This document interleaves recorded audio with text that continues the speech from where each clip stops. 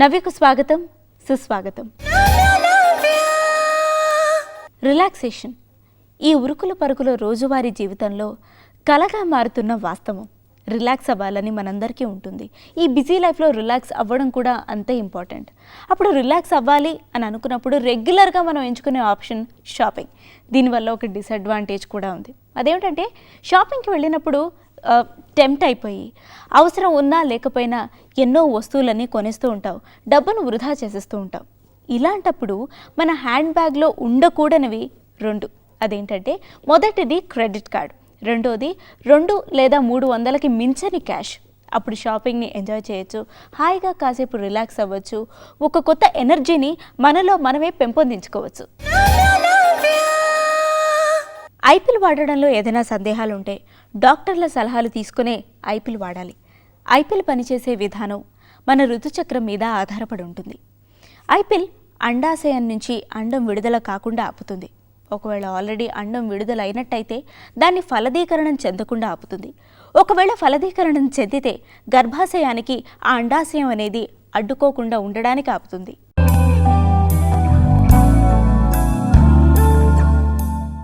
ఈరోజు మన పిల్లలకి ఇమ్యూనిటీ ఇచ్చే ఆహారం గురించి మాట్లాడుకుందాం.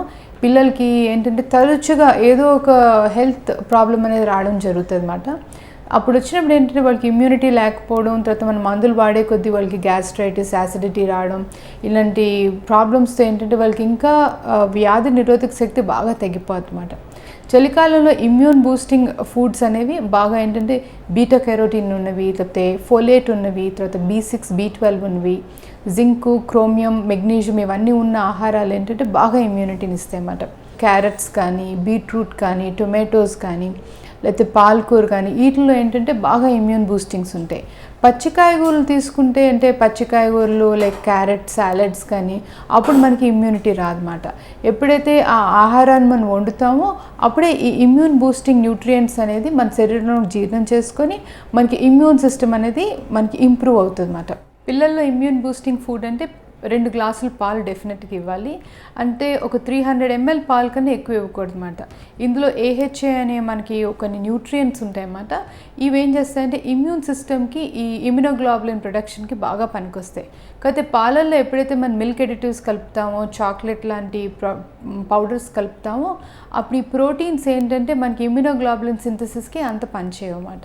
అందుకని పాలు ఇచ్చేటప్పుడు దాంట్లో ఓట్స్ కానీ, కార్న్ఫ్లేక్స్ కానీ, లేకపోతే మనం రోజు వండుకునే అన్నం కానీ, సేమియా కానీ ఇట్లాంటివి యాడ్ చేసినప్పుడు ఏంటంటే దాంట్లో ఉన్న ప్రోటీన్ అనేది దాని తత్వం మారకుండా మనకి ఇమ్యూన్ బూస్టింగ్ అనేది బాగా ఉంటుంది. అయితే ప్రోటీన్ అనేది అంటే పాలు ఉదయాన్నే ఇచ్చినప్పుడు ఏంటంటే చలికాలంలోని ఆకలి తగ్గిపోతుంది అన్నమాట. సో పిల్లలకి ఆహారం ఇచ్చేటప్పుడు ఫస్ట్ కార్బోహైడ్రేట్ శాతం ఇచ్చి తర్వాత ప్రోటీన్ శాతం ఇవ్వాలి. అంటే మనం బ్రేక్ఫాస్ట్ ఐటమ్స్ ఏదైనా ఇవ్వచ్చు అన్నమాట. మన ఇంట్లో వండుకుని ఏ ఆహారమైనా ఇవ్వచ్చు. వీలున్నంత వరకు వేడి ఫుడ్ పెట్టినప్పుడు ఏంటంటే వాళ్ళకి థర్మోజెనిసిస్ అంటే బాడీలో అనేది మెటబాలిక్ రేట్స్ పెరిగి వాళ్ళకి ఏంటంటే ఇమ్యూన్ బూస్టింగ్ అనేది జరుగుతుంది. అంటే ఫర్ ఎగ్జాంపుల్ మార్నింగే కోల్డ్ మిల్క్, కార్న్ఫ్లేక్స్, లేకపోతే కోల్డ్ మిల్క్ షేక్స్, లేకపోతే ఉదయం స్కూల్కి వెళ్ళేటప్పుడు ఫ్రూట్స్ అట్లా కాకుండా వేడిగా ఉన్న పదార్థాలు ఇచ్చినప్పుడు ఏంటంటే వాళ్ళకి బాడీ మెటబాలిక్ రేట్స్ బూస్ట్ అయ్యి దానికి వాళ్ళకి ఇమ్యూన్ బూస్టింగ్గా అనిపిస్తుంది. ఇంకొకటి ఏంటంటే మార్నింగ్ నట్స్ కూడా మనం తీసుకోవచ్చు అన్నమాట. అంటే బాదం పప్పులు కానీ, లేకపోతే ఏదైనా నువ్వులు ఉండలు కానీ ఇలాంటి నట్స్తో కూడా ఏదైనా మనం స్నాక్ ఐటెం మార్నింగ్ బ్రేక్ఫాస్ట్కి కానీ 10 o'clock ఇంక్లూడ్ చేసినప్పుడు ఏంటంటే మెగ్నీషియము, జింకు, సెలీనియము, క్రోమియము ఇలాంటి మైక్రో న్యూట్రియంట్స్ అనేవి బాగా పెంపొందవి ఉంటాయి అన్నమాట. ఈ ఇమ్యూనిటీ అనేది ఏంటంటే మనం ఎందుకు ఇంత ఫోకస్ చేయాలి అంటే మనకి ఒక 500-600 బ్యాక్టీరియాతో మన బాడీ ఫైటింగ్ చేస్తూ ఉంటుంది. మన ఊపిరితిత్తులు అనుకోండి, లేకపోతే మనం జీర్ణం చేసుకునే ఇంటెస్టైన్స్ అనుకోండి, లేకపోతే మన స్కిన్ అనుకోండి. ఈ చలికాలంలో స్కిన్ డ్రై అయిపోవడం వల్ల ఇన్ఫెక్షన్ రేట్స్ పెరిగిపోతే, లేకపోతే ఈ టెంపరేచర్కి ఏంటంటే మన గాలి తీసుకునే గాలిలో మైక్రోబ్స్ ఎక్కువగా ఉంటాయి. తర్వాత మన ఆహారం అంటే నీళ్లు కల్తీ కూడా అంటే బయట వాటర్ ఎక్కువ కలియకండి ఆ బ్యాక్టీరియల్ గ్రోత్ కూడా ఎక్కువ ఉంటుంది అన్నమాట. అందుకని సమ్మర్లో కన్నా వింటర్లో ఏంటంటే మన శరీరం చాలా ఎక్కువ బ్యాక్టీరియాతో ఫైటింగ్ చేస్తుంది. కాబట్టి ఇమ్యూన్ బూస్టింగ్ ఫుడ్స్ ప్రతి ఒక్క మనం ఆహారం అంటే బ్రేక్ఫాస్ట్లో కానీ, లంచ్లో కానీ, డిన్నర్లో కానీ 2 ఇమ్యూన్ బూస్టింగ్ ఫుడ్స్ అనేవి ఉండాలన్నమాట. సో బ్రేక్ఫాస్ట్లో హాట్ బ్రేక్ఫాస్ట్తో పాటు పాలు, నట్స్ ఉండాలా. స్నాక్ బాక్స్లో బిస్కెట్స్ లేకపోతే ఈ జంక్ ఫుడ్ కాకుండా అంటే బాయిల్డ్ స్వీట్ కార్న్ కానీ, బాయిల్డ్ బ్లాక్ చనా కానీ, లేకపోతే కొమ్ము శనగలు కానీ, లేకపోతే కొన్ని బీన్స్ లాంటివి కుక్ చేసినవి, అంటే స్ప్రౌట్స్ పిల్లలకి అంత ఆహారానికి మంచిది కాదండి. ఎందుకంటే ఆ స్ప్రౌట్స్ రూట్ ఉంటుంది కదా, రూట్ దగ్గర ఎక్కువ బ్యాక్టీరియా ఉంటుంది కాబట్టి ఈ పిల్లలకి ఏంటంటే స్ప్రౌట్స్ తినే పిల్లలకి ఎక్కువగా గ్యాస్ట్రోఇంటెస్టైనల్ ప్రాబ్లమ్స్ కానీ గ్యాస్ ప్రాబ్లం కానీ అజీర్తి అనేది జరుగుతుంది అనమాట. సో పిల్లలకి స్ప్రౌట్స్ అనేది మనం స్నాక్ బాక్స్లో పెట్టకూడదు. సో ఈ లంచ్ టైం ఐటమ్స్లో ఏంటంటే వెజిటేరియన్స్ అంటే డెఫినెట్గా బీన్స్తో డీప్ కలర్డ్ వెజిటబుల్స్ అంటే క్యారెట్స్ కానీ కాలీఫ్లవర్ కానీ లేకపోతే బీట్రూట్ కానీ టొమాటోస్ కానీ ఇవన్నీ ఇమ్యూన్ బూస్టింగ్ ఫుడ్స్ అన్నమాట. సాయంత్రం వచ్చినప్పుడు ఐదర్ మీరు పాలన్నా ఇవ్వచ్చు, లేకపోతే మనం రాగి మాల్ట్ లాంటిదన్నా ఇవ్వచ్చు, లేకపోతే వెజిటబుల్ సూప్స్ అన్నమాట. బాగా వర్షం పడతా అంటే పాలు ఇవ్వకుండా మనం మిక్స్డ్ వెజిటబుల్ సూప్స్ కానీ క్యారెట్ సూప్ కానీ, ఎందుకంటే 2 carrots a day తీసుకుంటే ఆ బీటా కెరోటిన్ ఇమ్యూన్ ఫంక్షన్ని 5 నుంచి 10 వరకు ఇమ్యూన్ బూస్టింగ్ చేస్తుంది అన్నమాట. డిన్నర్కి ఏంటి అంటే లార్జ్ క్వాంటిటీస్లో రైస్ అనేది పెట్టకూడదండి. కొంచెం క్వాంటిటీలో రైస్ పెట్టి ఎక్కువ వెజిటబుల్ పెట్టి పెరుగు అయితే వాడచ్చు అన్నమాట. ఎందుకంటే పిల్లలకి మనం పెరుగు ఇవ్వగలిగేది రాత్రిపూట, ఎందుకంటే మధ్యాహ్నం స్కూల్లో ఒక్కొక్కసారి కుదరకపోవచ్చు. మధ్యాహ్నం ఉట్టి పెరుగన్నం పెట్టినా కూడా వాళ్ళకి ఇమ్యూన్ బూస్టింగ్ జరగదన్నమాట. సో ఇలాంటి ఆహారం మనం పెట్టినప్పుడు పిల్లలకి ఏంటంటే ఇమ్యూనిటీ మనం కాపాడి ఈ వింటర్ ప్రాబ్లమ్స్ నుంచి మనం ప్రొటెక్ట్ చేయగలుగుతాం. గురక పెట్టి వారికి శ్వాసలో ఇబ్బందులు రావడం కారణం. శ్వాస పీల్చడంలో ఇన్హేలింగ్ ఎక్సేలింగ్ ఇబ్బందుల కారణంగా ఈ గురక సమస్య అనేది వస్తుంది. రెగ్యులర్గా యోగా, ధ్యానం, బ్రీతింగ్ ఎక్సర్సైజెస్ చేయడం వల్ల ఈ సమస్యని మనం అధిగమించవచ్చు.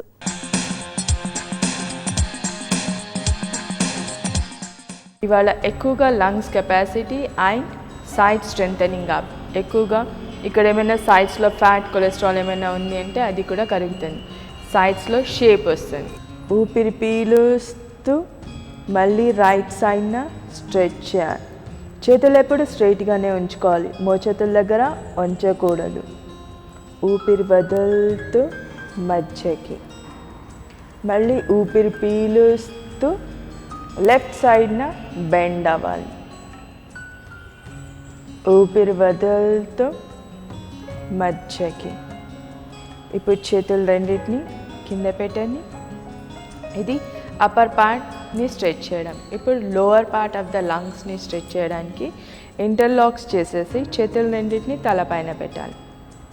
ఊపిరి పీలుస్తూ రైట్ సైడ్న బెండ్ అయ్యి మోచే కింద నేలకి ఆనించాలి. ఈ పొజిషన్లో ఇట్లానే కాసేపు ఉండాలి. ఈ పొజిషన్లో ఉన్నప్పుడు నిదానంగా ఊపిరి తీసుకోవాలి, నిదానంగా ఊపిరి వదలాలి. ఉన్నప్పుడు 2 కాళ్ళు పైకి లేవకూడదు, 2 కాళ్ళు కిందనే ఉంచాలి. హిప్స్ కూడా పైకి లేవదు. నడుం దగ్గర నుంచి స్ట్రెచ్ అవ్వడాన్ని అబ్జర్వ్ చేయండి. మళ్ళీ ఊపిరి వదులుతూ మధ్యకి రండి. అదేవిధంగా లెఫ్ట్ సైడ్ ఊపిరి పీలుస్తూ లెఫ్ట్ సైడ్న బెండ్ అవ్వండి, స్ట్రెచ్ చేయండి. ఇట్లా ఉన్నప్పుడు నడుం దగ్గర హిప్స్ రీజన్ దగ్గర కూడా స్ట్రెచ్ అవుతుంది అండ్ లంగ్స్ దగ్గర upper part of the chest reason దగ్గర కూడా స్ట్రెచ్ అవుతుంది. డీప్ బ్రీతింగ్ తీసుకోవాలి, ఎంత డీప్ అయితే అంత డీప్ బ్రీతింగ్. మళ్ళీ ఊపిరి వదులుతూ స్ట్రైట్గా రావాలి. చేతులు రెండింటిని కింద పెట్టండి. రైట్ ఆర్మ్తో రైట్ నీని పట్టుకోండి. ఊపిరి వదులుతూ ముందరు కొంగండి. గడ్డం మోకాలికి తాకించాలి. లెఫ్ట్ ఆర్మ్ని పైకి స్లోగా లేపండి అండ్ ఫింగర్ టిప్స్ని మటుకే నేలకి తాకించండి. ఈ పొజిషన్లో ఇట్లానే ఉండండి.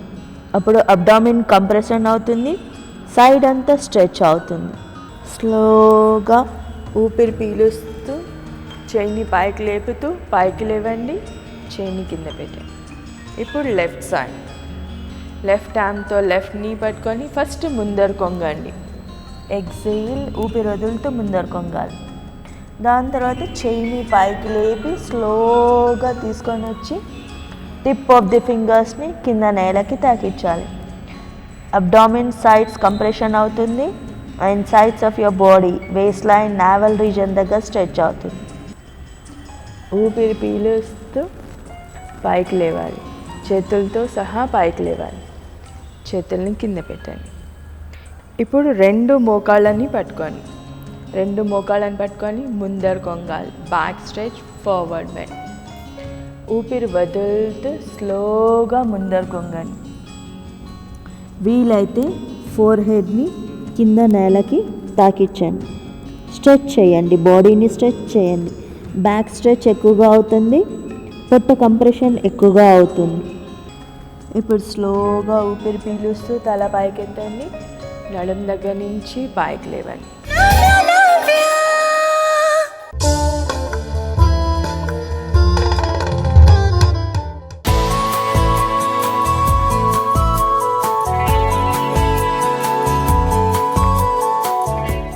చిన్నప్పటి నుంచి ఎలక్ట్రికల్ ఇంజనీరింగ్ కానీ పవర్ అంటే చాలా ఇష్టం ఉండింది. సో వాటి మీద రీసెర్చ్ చేయాలనే ఆలోచన నాకు చిన్నప్పుడే కలిగింది. అంటే బేసిక్గా వాటిని చూసి ఆసక్తిగా ఉండింది. అంటే అదేంటి, ఎలా తెలుసుకోవాలి, వాటి మీద పరిశోధన కానీ అది ఇది అని.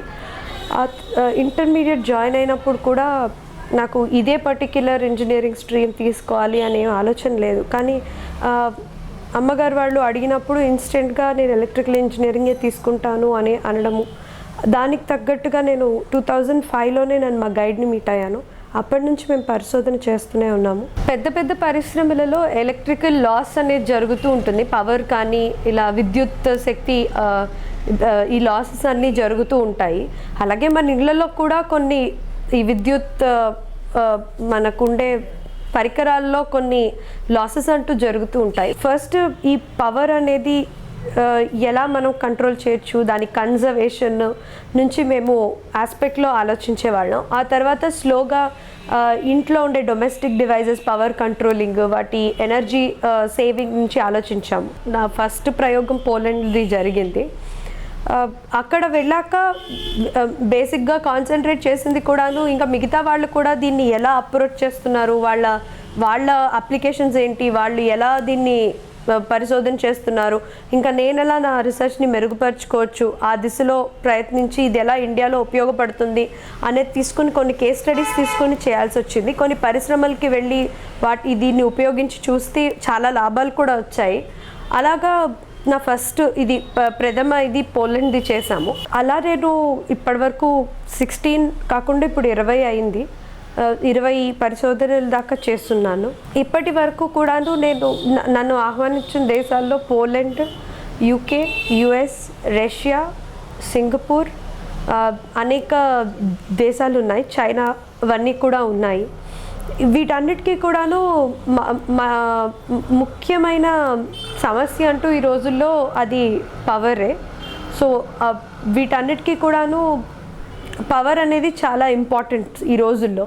సో వాటి మీద నేను చేస్తున్నాను. లిమ్కా బుక్ ఆఫ్ రికార్డ్స్ నాకు రేర్ రికగ్నిషన్ ఇచ్చింది. యాక్చువల్గా ఎడ్యుకేషన్ అనే ఫీల్డ్లో, రీసెర్చ్ అనే ఫీల్డ్లో ఏది కూడాను వాళ్ళల్లో కేటగిరీస్ లేవు. అలాంటిది నా కోసం అంటూ ఒక కేటగిరీ క్రియేట్ చేసి ఇంకా అదొక ఫర్ ఎవర్ రికార్డ్గా నన్ను నమోదు చేయడం అనేది చాలా పెద్ద విషయం. And I'm really grateful to them అలాంటి ఆనర్ నాకు ఇచ్చినందుకు.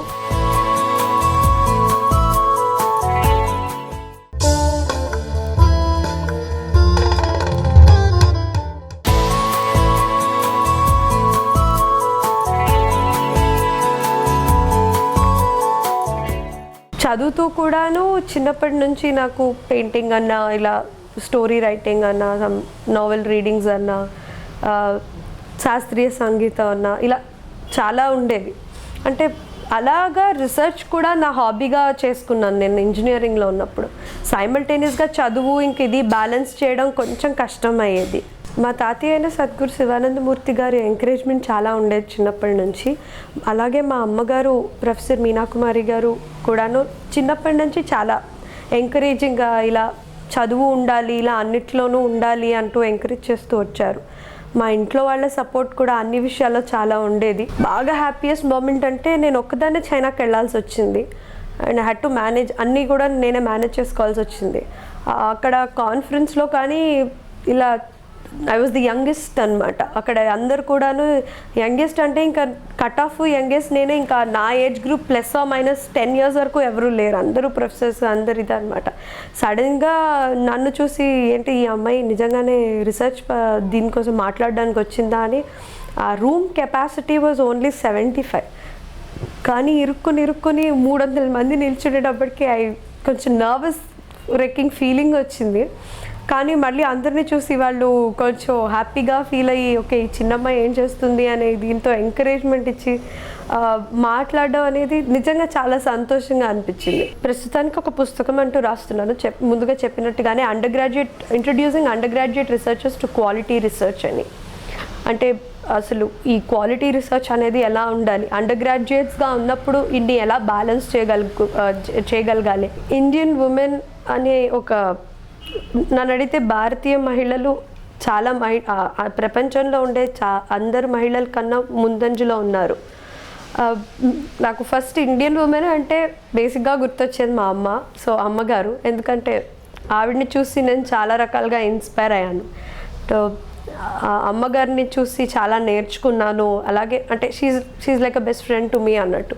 సో ఆవిడిచ్చిన ప్రోత్సాహం, ఆవిడిచ్చిన ఇన్స్పిరేషన్ వల్ల నేను చాలా నేర్చుకున్నాను. అలాగే అంటే చాలా ఇన్స్పైర్ అయ్యాను ఒక విధంగా.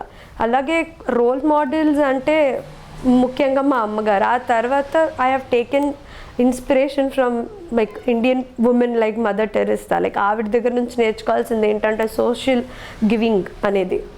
అలాగే దేర్ ఆర్ పీపుల్ అంటే కొంతమందిని అవాయిడ్ చేయలేము, నెగ్లెక్ట్ చేయలేము. అలాంటిది ఇండియన్ ఉమెన్లో ఉండే మెయిన్ సెక్టార్స్లో అంటే లైక్ సినీ నటులు కావచ్చు, like Aishwarya Rai Bachchan. She manages everything in same way. She balances her house, her family, her acting, everything. And అలాగా భారతీయ మహిళల్లో అదొక మెయిన్ కాన్సెప్ట్. ఫ్యూచర్లో హైయర్ స్టడీస్కి వెళ్దామనే ఆలోచన ఉంది. అదే కాకుండా మంచి రీసెర్చ్ని ప్రమోట్ చేసే ఆర్గనైజేషన్స్ కూడాను, ఇలా రీసెర్చ్ ఎంకరేజ్ చేసే ఆర్గనైజేషన్స్తో పనిచేయాలనే ఆలోచన కూడా ఉంది. జీవితం అనేది రకరకాల వర్ణాల సముదాయం. ఫ్యాషన్ విషయంలోనూ అంతే. నేటి ఫ్యాషన్ మేళవింపులు. అటు కాటన్ దుస్తుల్లోనూ, ఇటు సిల్క్ ఫ్యాబ్రిక్లోనూ, అటు క్రేప్ దుస్తుల్లోనూ ఏదైనా సరే మేళవింపు అనేది చాలా కామన్గా ఉంది. పెద్ద పెద్ద ప్రింట్స్, రకరకాల రంగులు, లేత ముదురు రంగుల కాంబినేషన్, ఇవన్నీ నేటి ఫ్యాషన్ అండ్ స్టైల్ స్టేట్మెంట్స్.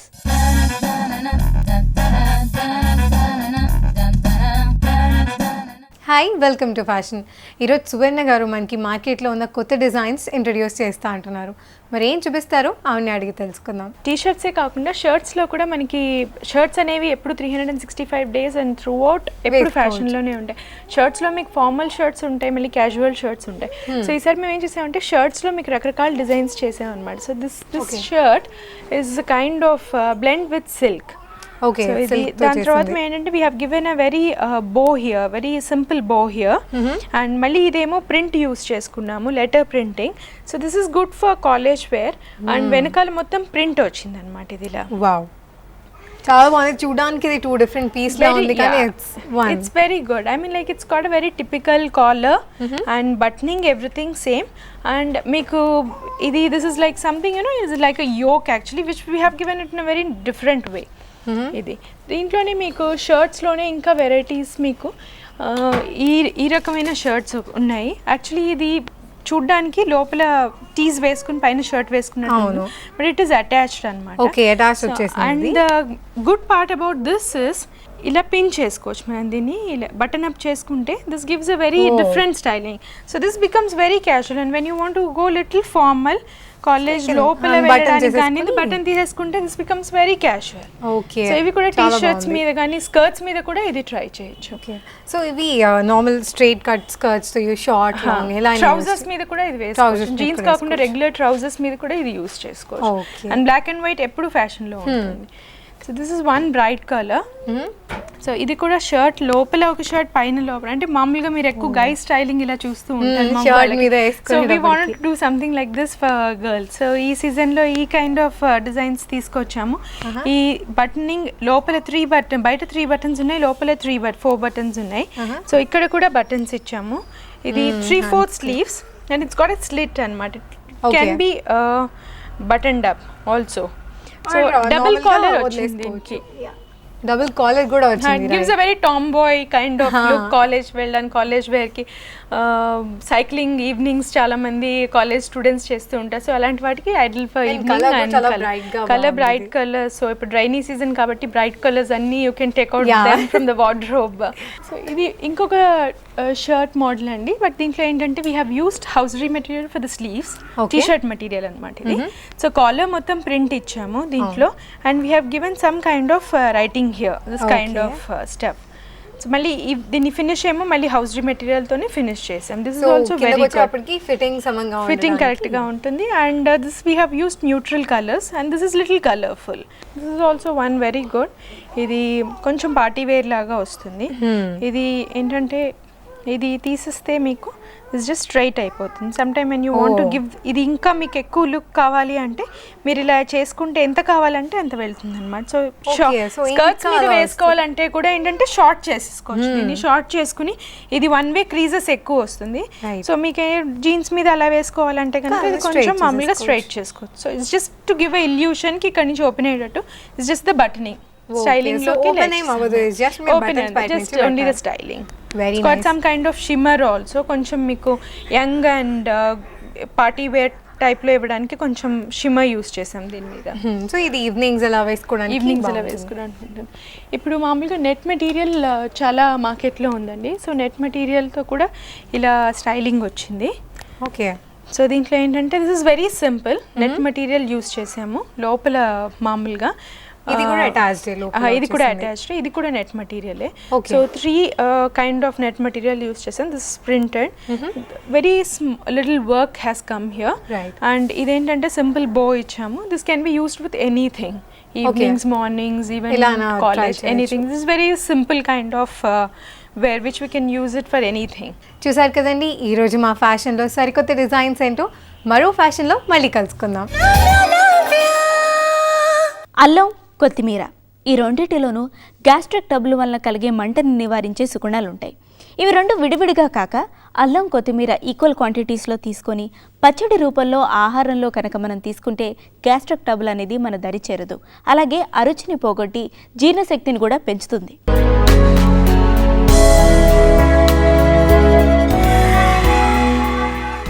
ఈరోజు మనం కడుపు నొప్పి గురించి తెలుసుకుందాం.